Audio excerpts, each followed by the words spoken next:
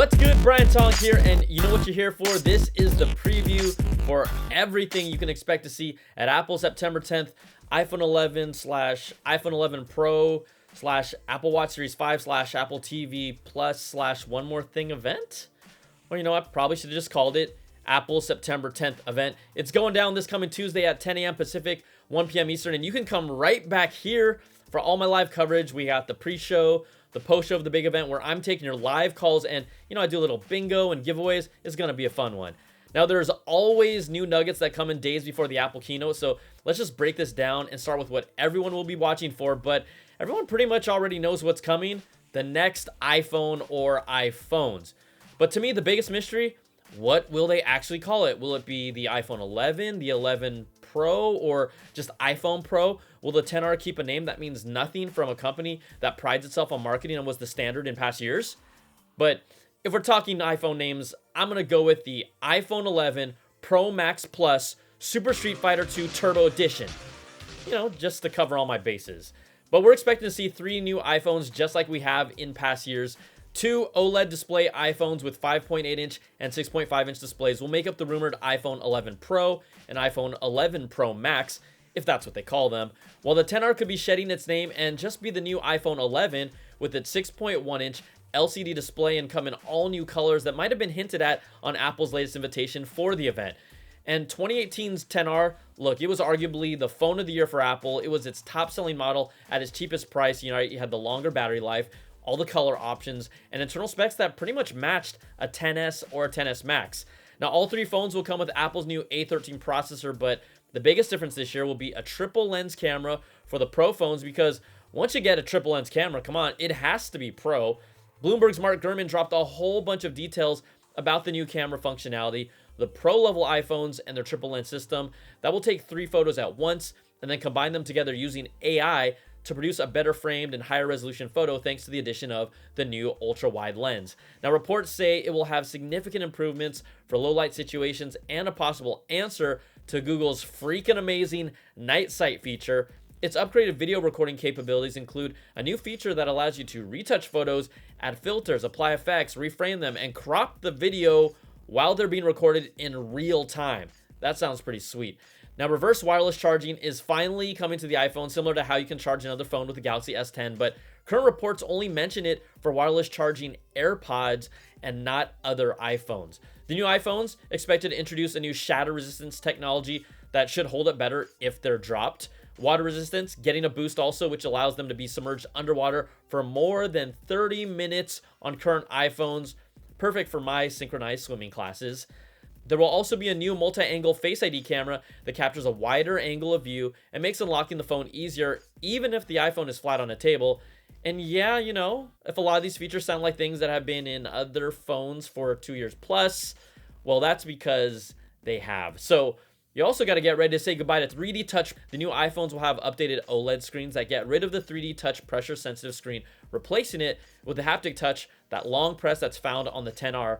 Inside, we know this, the all-new A13 chip. There's also a new component in it, internally known as the AMX or Matrix coprocessor, that handles some of the math-heavy tasks so the main chip doesn't have to. This chip may help with computer vision and AR, which is a big part of Apple's vision moving forward. But there's also still a couple things we expect to see. Guess what? The Lightning port connector on the new iPhones coming back. And yes, the notch will be back. You know how much I hate it, right? I've shed enough tears on that stupid thing because I can't complain about it every week, every day. I'm over it. But I have the words of Mary J. Blige to help me through it. I should have left your ass long time ago. Well, I'm not gonna cry, I'm not gonna cry, I'm not gonna shed no tears. Okay, fine. Yeah, that was stupid, just totally stupid. But hey, is this the right time to say like, comment, subscribe? No? But a report from a phone carrier's leaked communication says we can expect to see the iPhone 11 and iPhone 11 Pro models available for pre-order on Friday, September the 13th, just a few days after the keynote, with deliveries to customers in store on September the 20th. This is a pattern that's been established by Apple for the iPhone. We know it's incremental bumps all around for this year's iPhones. I even put together a video for why 2020 is really the next big jump if you have an iPhone 10 or 10s, you know what, even a 10R, unless you absolutely are wowed somehow by Apple, you're going to be just fine with your current phone. Even iPhone 8 users that don't want to drop that big cash yet, I say just wait it out if you can. But my only question, and it's a real reach, if they're calling this the iPhone Pro, will it somehow, some way get Apple Pencil support, right? I mean, would you all even use it if it does? Because based on the renders, there's no place to store it directly on the device anyways. That's the question that I have. So really, that's everything we expect to see with the new 2019 iPhone 11 Pro Max plus Super Street Fighter 2 Turbo Edition. I'm telling you, that's going to be tricky just getting all that on the packaging. Just saying. All right, next up, the Apple Watch Series 5. This has been a pretty quiet year for the Apple Watch with rumors. The major redesign was last year, but this is still, to me, the most exciting Apple product has going for them right now. You can check out my separate video that I recently put out with every single thing that we expect to see for the Apple Watch Series 5. But here's some of the quick notes to catch up. We're expecting new materials, the return of a ceramic and new titanium Apple Watch finishes, a new processor, most likely a slight battery bump while keeping the same OLED screen and gaining a little more battery juice. And then the big thing here, all the new goodies from Watch OS 6. There's a whole lot of them to get excited about, especially the Apple Watch's independence from the iPhone. I think that's going to be really important. And the ability to stream audio on its own without the Apple Watch. But in the latest development, digging into the iOS 13 beta code, MacRumors reports Apple is working on a new school time feature for their watch. This would help students focus by blocking access to apps, complications, and notifications on the watch, and then set them when school time is active. Apple's also testing out sleep tracking for the Apple Watch, according to 9to5Mac, and it won't really require any special new hardware for it to work. That's a good sign for old Apple Watch owners. They're going to call it time in bed tracking, and a new sleep app for the watch will track users' quality sleep using the watch sensors to measure your movement, heart rate, and noises made. The data will be available on the watch and also the health app on the iPhone. So if you wear your Apple Watch while you sleep and then wake up before your alarm on your phone or other devices, it will turn them off. It will also prioritize the Apple Watch to play the alarm and use the iPhone as a backup. There will be a silent alarm option that only vibrates the Apple Watch, and the new sleep system knows to turn on the Do Not Disturb mode when you go to bed, with new complications on watch faces for sleep tracking as well. For me, though, I have to charge my Apple Watch pretty much every day. Otherwise, this thing's going to run out of battery guaranteed sometime early in day number 2. The watch will give users a reminder to charge it before they go to sleep, but battery life is still going to be something that's just absolutely crucial for this feature. Sleep tracking has been done on other devices and done really well, but I do like some of these ecosystem hooks that they're working on. For me, I don't sleep with my Apple Watch. I never have. We just aren't close like that. But I know some of you are. But this is going to be really helpful for a lot of people. Real, legit sleep tracking is something I've been asking them to do for years now, and we could finally see it at the event. So that's everything we've got on the Apple Watch Series 5 right now. Up next, Apple TV Plus. We still don't have an official date, an official price, or an official rundown of all their launch content or real roadmap for the next few years. Disney Plus put the hammer down on Apple with all their content coming up. They're pricing at $6.99 a month or $69.99 a year. It feels like Disney's already taken Apple's breakfast, lunch, and dinner, and you know how big of a fan of the service I am. But this is a chance for Apple to show us what we can expect, because right now, there's no way that I'm opening up my wallet for Apple TV Plus. And I'm sure there are people who will like it. But with those trailers that we've seen so far, they should just call the service Apple TV 45 Plus. Because that's who it really looks like. They're trying to cater to people 45 and older. And just like Apple's management team. Huh. What a coinky dink. And please, don't get mad I said that, because even you 45 pluses out there, you know this is true. Now, Apple has to really show us why this service deserves our attention beyond a free trial with all the competition that's out there, but we could see something new from the Apple TV hardware as well. Longtime Twitter user Longhorn has released upcoming products before and says a new Apple TV model with identifier number 11.1 is coming soon with an upgraded A12 processor inside. Would Apple also finally push for HDMI 2.1 with this? Probably not, but hey, maybe they surprise us. They realistically need to get it to have more juice to power their new Apple Arcade subscription game service that's been rumored to be $4.99 per month.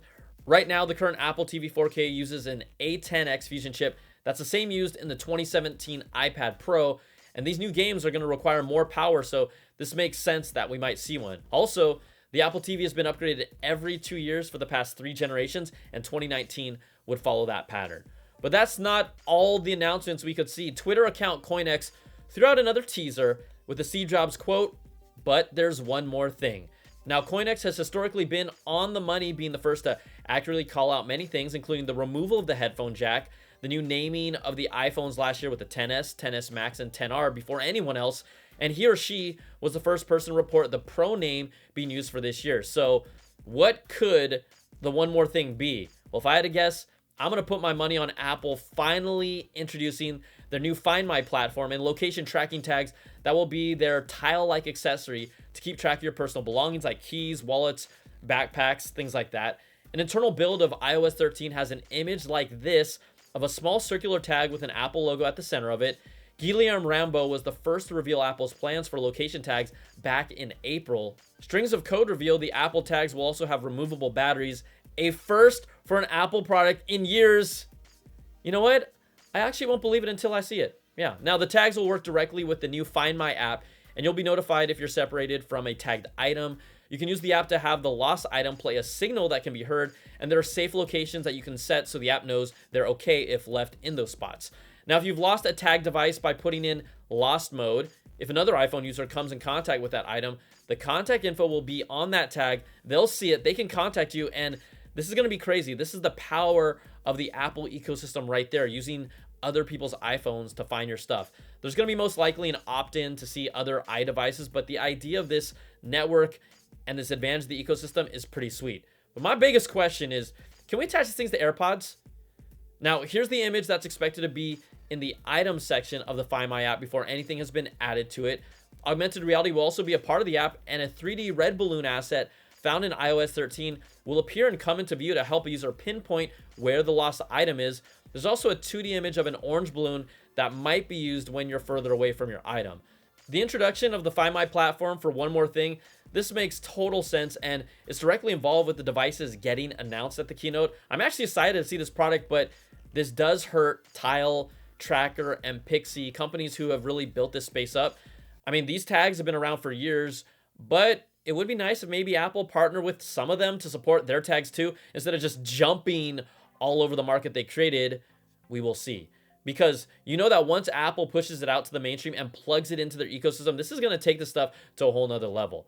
All right, so that's a pretty meaty rundown for the September 10th event. New iPhones, Apple Watch, potential official announcements for Apple TV Plus and Apple Arcade, a new Apple TV 4K maybe, and the Find My app announcement with Apple tags.